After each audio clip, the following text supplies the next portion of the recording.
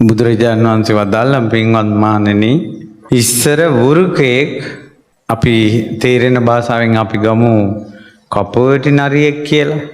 ගඟක් මැද තිබ්බ ගලකට නැගලා ඉන්නවා මෝ හොයාගෙන. ඒ අතරේ ගඟ ඉහළට වැහැලා ගඟේ වතුර වැඩි වුණා. අර වෘකයා අපි කියමු කපටි නරියා ඉන්න ගල ඉතුරු වෙන්න ඔක්කොම වැහුණා. දැන් මෙයාට කැලේට පැන ගන්න විදිය නෑ. අර ගල උඩ දැන් ඉන්නවා. ඒ වෘකයා මේ කපටි නරියා කල්පනා කළා මං දැන් සිල් ගන්න ඕනේ. මං අද ඉඳලා නම් ප්‍රාණඝාතය කරන්නේ නෑ කියලා. ඔය මොහොතේම සක්දෙවිඳු මනුලෝ බලපු වෙලාවක්. ඉතින් සක්දෙවිඳුගේ දිවසට පෙරුණා නරියේ සිල් ඇරම්. ඊට පස්සේ සක්දෙවිඳුට හිතුණා මේ නරියා ඇත්තටමද බොලේ සිල් ගන්න කල්පනා කළේ කියලා. හිමීට පොඩි මාළුවෙක් වගේ පොඩි සතෙක් වගේ දඟලා අර ගල පැත්තට ආවා. ගල පැත්තට එනකොටම නරියා ඔළුව උස්සලා මෙහෙම අත දැම්මා. දැන් දඟලනවා අර මාළුවා ළඟට ගන්න. ආයෙ මාළුවා පිටිපස්සට පයින්නවා.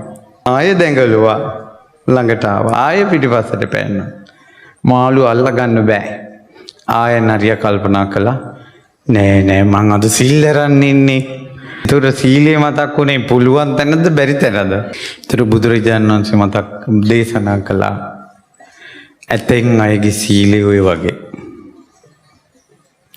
බහුතරයේ සීලය වගේ වෙනවා. ඒ බොණ්ඩ හිතෙන කාලෙම බොන එකෙන් වැළකෙනවා.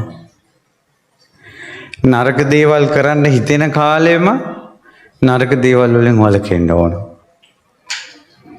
කෑමට ආසාව ඇති වෙන කාලෙම විකාල භෝජනෙන් වැළකීමේ සිල්පදේ පොයට සමාදන් වෙන්න ඕන. ඒ නිසා තමයි දරුවනේ තරුණ දූල පුතාලා සහ කෙලෙස් බහුල ලෝකේ ඇලීම් ගැටීම් එක්ක ඉන්න මේ මිනිස් අතර ඒ දුෂ්කරව සීලයක් යම් කෙනෙක් ආරක්ෂා කරනවා නම් ඒ සීලේ මහත්ඵලයි.